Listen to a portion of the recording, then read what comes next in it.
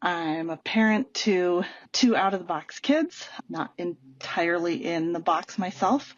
I'd really dove into learning from autistic adults, getting support, understanding a whole lot about how his brain worked, what things were helpful, what things that seemed innocuous were actually harmful. I'd done a lot of learning and it made sense, and I had a lot of instincts that really worked and connected with him and both of my kids. I was completely personally overwhelmed, and my capacity was just so limited. Some relatively minor things could push me over the edge to where I was not able to respond calmly out of the way that I knew I wanted to, out of the way I naturally gravitated to when I was in a good place myself, and I knew I needed support with that.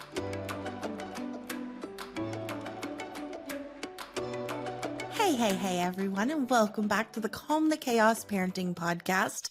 Today, we're going to be talking about that disconnect from when you have all the head knowledge, you've read the books, you've done the learning, you understand your kid, you might as well have a PhD in parenting. And yet, in the moment, there's this huge disconnect between what you know you should be doing and your in the moment plan, and where that breakdown happens, and some ideas on how you can get unstuck.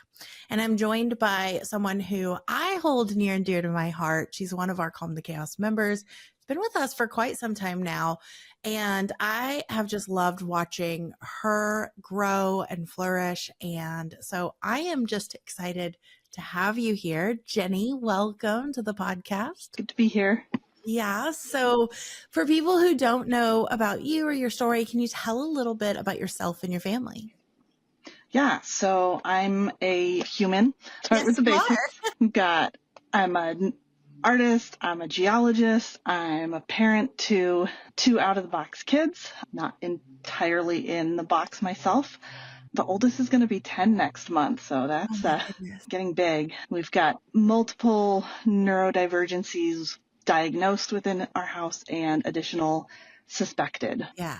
So talk to me a little bit when I introduced this topic, this disconnect between the knowledge and the disconnect between like what's actually happening. Can you describe kind of what life was like when you first found Calm the Chaos? Because you had a lot of this knowledge, correct? Yeah, when I first joined, my oldest was 6, I believe. We were in the middle of COVID kindergarten for him. He had been diagnosed as autistic for a good 3 years at that point. The youngest we thought at that point was a extroverted neurotypical. We've learned more about him since. I'd really dove into learning from autistic adults, getting support, understanding a whole lot about how his brain worked, what things were helpful, what things that seemed innocuous were actually harmful. I'd done a lot of learning and it made sense, and I had a lot of instincts that really worked and connected with him and both of my kids. But when I was overwhelmed and COVID kindergarten, you're slowly and patiently working on remote kindergarten while there's the extroverted little brother who wants to be in on everything without outside support, that I was completely personally overwhelmed, and my capacity was just so limited. And when some relatively minor things could push me over the edge to where I was not able to respond calmly out of the way that I knew I wanted to, out of the way I naturally gravitated to when I was in a good place myself, and I knew I needed support with that. In Calm the Chaos, we talk about you connect, understand, empower. And you really focused in on that you piece because you felt like you pretty solidly had some of the other pieces, correct? Correct. Yeah, I'd actually gone through the 7-day twice before and was like, oh yeah, this all makes sense. It's great. This is what I'm doing. And then that third time, in the middle of COVID and everything, it connected that I can focus on myself with this. Yeah.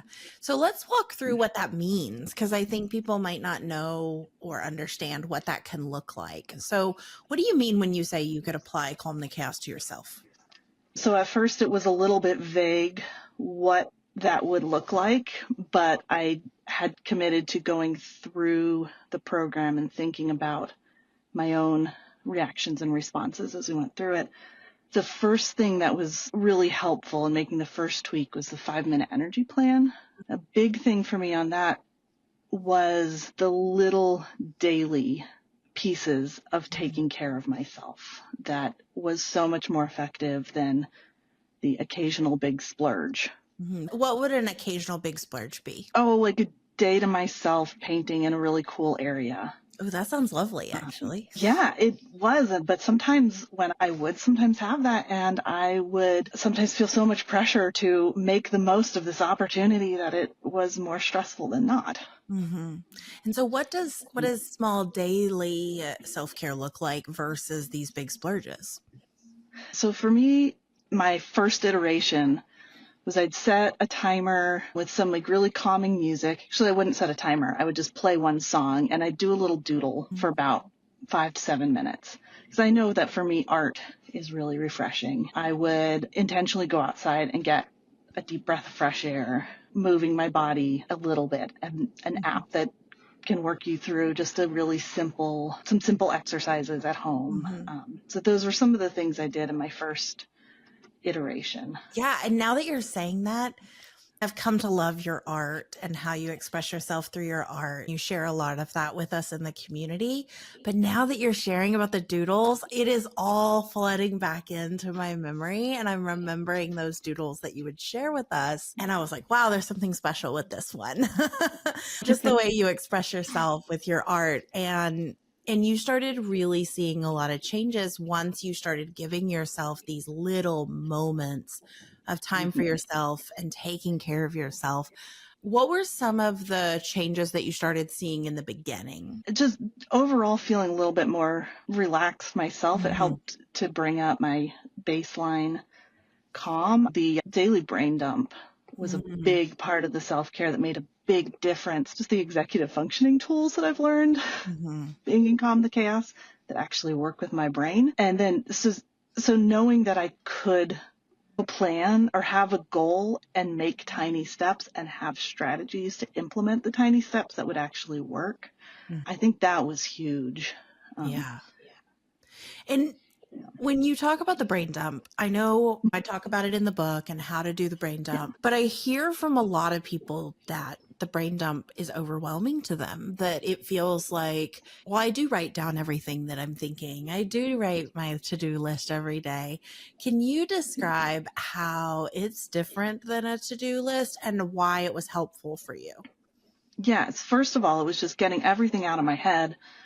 A lot of times it would end up being fewer things on the list than I assumed there would be when it's just swirling around. And then categorizing it so I could focus on what's actually important, what might be something that's a nice idea that I can keep on my side list. What can I just get rid of because it's not actually going to help us? And then intentionally only choosing 3 things to put on my list for And the you have day. even a system for choosing those 3 things, right? There's even now, maybe it wasn't always like this, Yeah. but you're very intentional with those 3 things.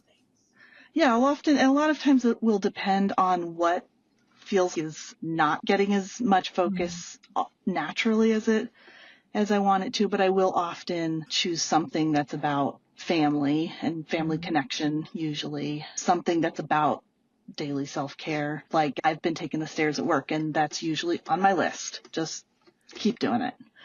And then something that's a tiny step towards a big goal. And sometimes I find that I'll have the same thing on my list day after day after day, and it keeps not getting done. And when that happens, I know that I need to find the even tinier first step. Which is more of those like executive functioning tools that you were talking about. So you've kind of mentioned some ways that you connected with yourself and through doing this, but what are some things that you've learned about yourself? Yeah, so there was the bonus that went with the 4.0 that was parenting while triggered. And that was super helpful to me. One of the big things was about not judging my response, learning what my response was, and finding a plan that doesn't say that where I'm working with my brain instead of saying I should be able to just stay in the room and stay calm, but instead recognizing I have a flight instinct. And if I go step outside and take a deep breath of fresh air, that tells my brain, walking through the threshold tells my brain, I'm taking care of you. We're safe. And then I can go back in. Mm. So working And with the way your brain works instead of yes, against it. And so many yeah, times we are being told to remain calm, to be still, to take deep breaths, to all these things, or not yell, when sometimes we yeah. need to go outside and yell at a rock or whatever it is, or throw things. I have someone who was telling me, I think it was Amanda Diekman, was saying that when she does laundry, she throws the laundry into bins because it feeds into Yeah. that like desire and need to throw and get things out. And it sounds like that's what you're kind of talking about here is you were digging into understanding your child and how to support your child, but there was a disconnect because you weren't really digging into, but how do I work and what do I need so that I can show up the way I want to? Am I hearing all of that correct? Yeah, absolutely. And what would a plan look like now? That 5-minute energy plan, is it still just 5 minutes a day or is there more to it now? So I don't have it listed in one plan at the moment. The thing that's the most consistent is I get up early. I will record some wins or thoughts from the previous day. I have a couple of little consistent mindset shifts that I do. I write that down and then I do my brain dump and choose my big three. Do that pretty much every day. Mm, So that's really consistent. I've been taking the stairs regularly at work. That's pretty consistent. And finding time for art each day, mhm. most days. And this has made a big It difference in your, not just how you show up for your kids, but it's made a big difference in your day to day. Is that correct? has. Yeah. So It has. It just, describe like the way mornings used to be versus how they are now. if I told you 2 years ago that I would be getting up between 5 and 5:30 every morning and going to bed at 9, I would have said, well, that sounds like a great idea, but Not in my I life. don't think that's going to happen. Yeah. So I'm getting up well before everyone else. Gives me time for some coffee, gives me time to reset my brain. And before I was sleeping until the last minute because I really needed sleep because I had stayed up too late the night before, eking out a minute of time by myself, which was not quality time. It was just, it was solitude, but was not otherwise refreshing. And then a lot of times I'm able to get some little tiny tasks done first thing, and it helps me go through the day without feeling discombobulated and stressed and having no idea what's Mhm. happening, or like the 50 things, what feels like 50 things, but is often only actually three or four. I'm just playing on a loop about, I need to do this and this and this, and just makes it a lot easier to be present, to show up Mhm. the way I want to. What would you say to someone who's hearing you describe your mornings or evenings now and going, okay, I'm turning this off. Like this woman's talking crazy talk now. What would you say to someone who's listening to this now and just like, yeah, that's not happening. She hasn't met our family. Yeah, no, that's not happening. You haven't met me a couple years ago. Mhm. For years was knowing it would be better if I got better sleep and knowing that the mornings would be helpful, but it didn't happen overnight. It took tiny tweaks by tiny tweak, and this is where I'm at now, but it is not where I ever thought I would actually Mhm. be able to get to. And you guys are not like in butterfly and rainbow land. There's been some struggles this year where you've really had to double down on these practices we're talking about. Yeah, it's actually, this past year has been a lot of stress, a lot of anxiety in our household about normal everyday things that the nervous system feels what it does, and you work with that. Some big school struggles, and this has helped me to actually be able to handle it and to know the community has been a huge help. Were times in the fall I was quite overwhelmed. I showed up on a couple of coaching calls and like I could probably go through stuff and figure out what my next step is, but here's these people who get me, and Mm-hmm. I could just show up and say help, and I don't have to figure it all out by myself. Mm-hmm. I think that's the thing that so many parents don't realize because it does feel really isolating, especially when you're learning all of these tools and strategies and information about our kids. And we're surrounded by people. I would guess you were probably in communities before and you were surrounded by people who seem to get it before, but there is a vast difference in being surrounded by people who get it and then truly being supported by your online community. And I feel like you've really leaned into that and used that to your advantage, not just this year, over the last 4 years. Can you speak to that difference? Because I know you were doing the learning and you were jumping in groups and learning from other people who've been here before you. How's that different than what you're talking about here? Well, part of it is just personal growth, being able to see where I need help and ask for it, not trying to do it all on my own.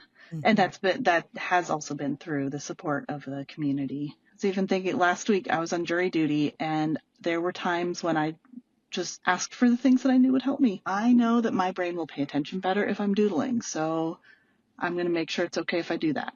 I know I will doodle better if I have my lap pad. I'm going to ask for the thing that will help.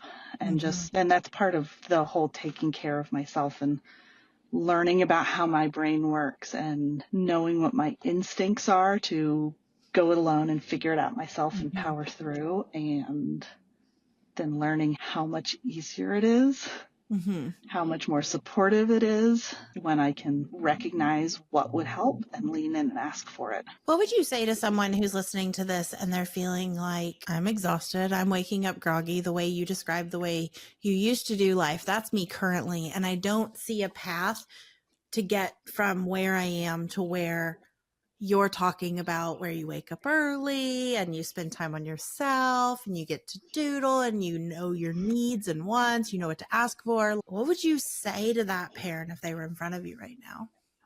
I joined 3.5 years ago or so, and this is where I am today. It's been baby steps. The tiny tweak at a time, a little tweak that makes enough of a difference to get you to the place where you can see and make the next tiny tweak. It's not, you don't have to throw out everything you're doing and implement something brand new. It's a journey. And where's your family at now? Like, how are you guys interacting together? How are you able to show up for your family compared to where things were 3.5, almost 4 years ago?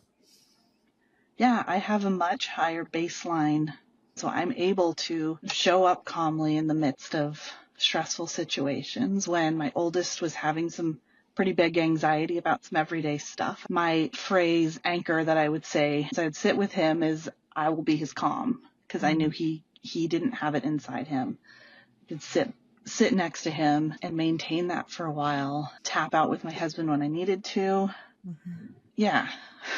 Life is just different now, right? It is. It is different now. I don't feel like I'm constantly at that edge. I have one thing that is helpful for me when there's a lot of stuff going on is my earplugs. They help keep me down a little bit. I've found I haven't looked for them or needed them in a while. And it's fine if someone needs them every day, if noise is so much that just need it every day. But for me, I'm enough below that point of being triggered. I don't need them.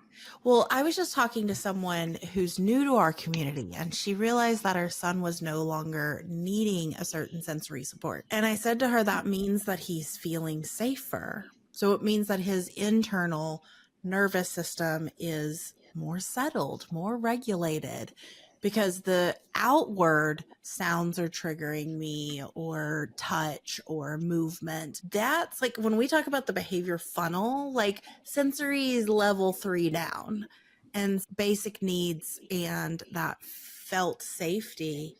If you're not feeling that way, your sensory triggers are going to be through the roof. And so I would guess that's why you're not needing the headphones as much. Not that like you no longer are triggered by noise or whatever, but if your stress levels were to go back up, my guess is earplugs would go back in. Absolutely. Yes, that is exactly the experience. And my big goal in the fall, and it's going through one of the groups that came through, was the big why was for everyone to feel safe in their everyday spaces. And we are at that point right now. I don't feel like I have to have my phone on and right next to me all the time, because I am not getting calls from school right now. I remember the first time that happened and I realized like, oh my gosh, my phone is not on right next to me. It's gone to the opposite end now. And I like just sitting here talking to you, I think I realize why, but I don't have any sounds on my phone and I don't have any notifications on my phone. And I always thought it was because of my ADHD distractions and that it just keeps me like focused if I don't have any of that. I think I just pinpointed something that it's because I was on high alert so much. This phone had to be attached to me and on vibrate and on sound. And I had to be on the ready to hop in the car and drive to school at the drop of a hat. I don't have to anymore. And it's been years since I've had that. And I think that's why I don't want any sounds coming from my phone. It's because I'm like, no, I don't even, like, it's such a good reminder to me that I don't need it. Like I could leave my phone inside and I wouldn't even think twice about my not having my phone because no one's going to call and tell me that World War III is happening.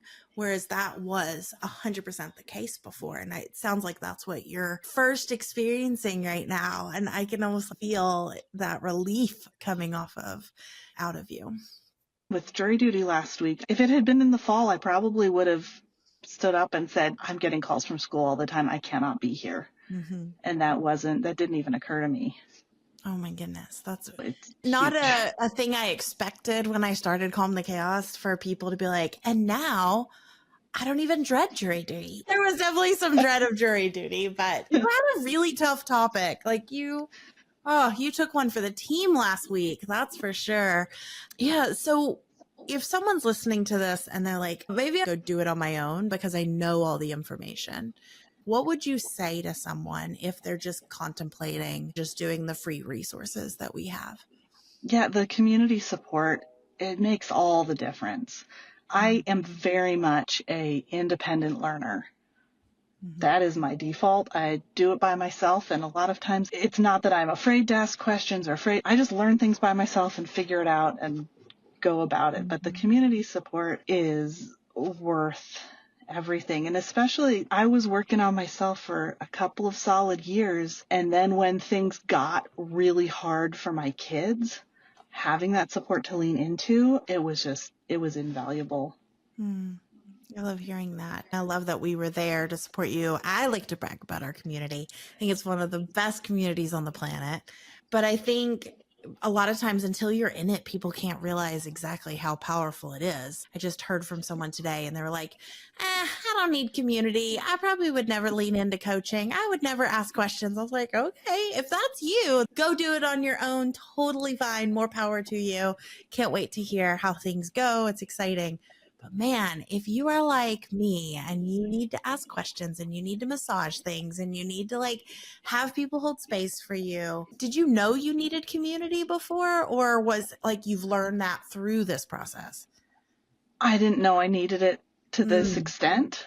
Okay, that's interesting because I think a lot of people listening to this, they're like, oh, I'm fine. Like I'll do it all on my own. And I hear from so many people like you who've been in the program for so long that they're like, no, I didn't even know. Whereas I'm someone who knows. I'm an extrovert. I am like, give me people. I feed off of the energy without it being like a negative thing. But I really enjoy being around people. Whereas I know that we have, I would say, more introverts in our community than we do extroverts. And the introverts seem to be really comfortable in our community. Yeah. Have you noticed? Yeah. I mean, I'm definitely an introvert.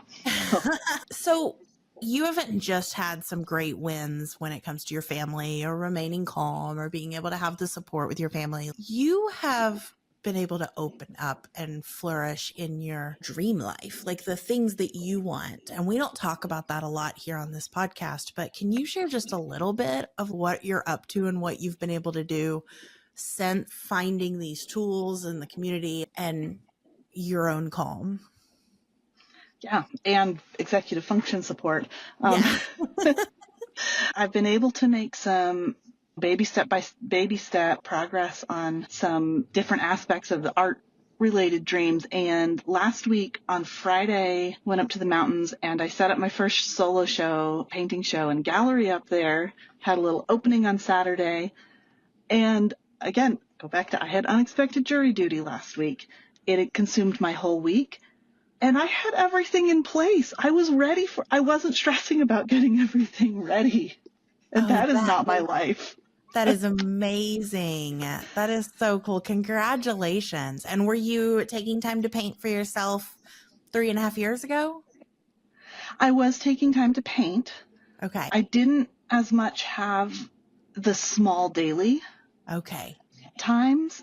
And so it was the times I was out painting, they were good. Yeah. But I wasn't having the daily sustenance that makes the biggest difference in the baseline. Okay. And were you selling your art at that point, or that's newer? I had sold a couple from a group I was in. Okay. And I did have a foundation, a base, but being able to, like the executive function stuff, to apply to more things, to say yes, that's been a big difference. And last year I did 2 different workshops on using art for well-being and self-care. That was a lot of fun. Yeah. Yeah. And I see you, I've always said this. I see you light up when you talk about your art, you share art with others. I just see that sparkle in you every time. And that's really exciting to me to see. And it's just cool to see that's grown. I love that you're sharing that it's specifically the executive functioning stuff. Now, a lot of people don't know that's a piece of what we do here. I think it's by accident. And then now we do it on purpose. But because I am an ADHD adult and I've needed systems to work through things, that's how Calm the Chaos is designed. What would you say is your favorite executive functioning tool? Is it the brain dump, or is it more, you've got other ones that you really love? I think the brain dump, and then taking one tiny step at a time, but the brain dump helps me figure out what it is. And it's tiny steps. Can you give an example? What would you have used to thought was a tiny step, and what is a tiny step now? Well, the first proof of concept for me with the brain dump was I needed to get my passport renewed, and I had needed that for a couple of years. And I grew up overseas, and so I always had a valid passport. So it caused me anxiety every time I thought about it, and it just wasn't happening. And submitting the application sounded previously like a tiny step because it's not huge. And so I started trying out this Brain Dump Daily 3. And my tiny steps were download the application, find out the picture requirements. This was on different days. Find a white background, choose where I'm going to take the picture. And then I had my passport within a couple of months of starting that. And had it in hand. Years, and it had taken you years just because you were stifled by the overwhelm of all the steps. And I think people don't realize the power of that, right? Because none of us grew up being taught the word executive functioning, let alone the skills to break things down. Because a lot of us will use like, oh, my tiny next step is to clean the kitchen. And it's like, no, because the kitchen has 50 things that need to be done. So what is the actual tiny next step? So I love that you're sharing that and giving that clear example. I'm hoping people can hear that. What would you say someone could do after listening to this chat that we've had about taking care of themselves, about learning about themselves? We've given lots of ideas of where they could go. What would be a really good tiny next step for someone after listening to this? I love the brain dump. So I'd say set a 5-minute timer and write a list of as many things you can think of that you like to do. And choose one that you can do in less than 5 minutes right now. I love that. And if you do that, I want you to send me a message. I want you to take a picture of it, send me a message, tag me on social. I'll make sure Jenny gets it. She would be so excited to hear that her tiny next step helped you take a tiny next step and feel a little bit better and a little bit more in control of where your life is going. Ginny, I cannot thank you enough for sharing with us and opening up your story, your life, being vulnerable. And so just thank you for giving up your time and being here today. Of course. Yeah. Happy to.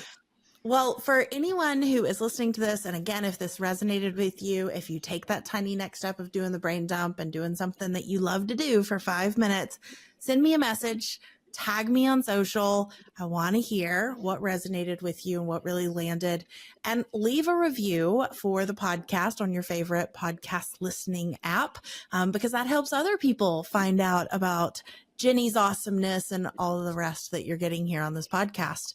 And I just want to remind you, Ginny really highlighted this, is that it is slow progress. It is not something that you're going to change overnight. And in order to keep making progress, you have to focus on that tiny next step. One step that's so simple, it's impossible to fail. Right now, even if it feels hopeless, even if it feels like you can't even wake up 5 minutes earlier, let's just focus on that tiny next step and know you do not have to do this alone. There's an army of people out there just waiting for you to reach out, raise your hand, and say, I'm here, help. All right, guys, this has been so fun chatting, and I can't wait to talk with you on the next episode.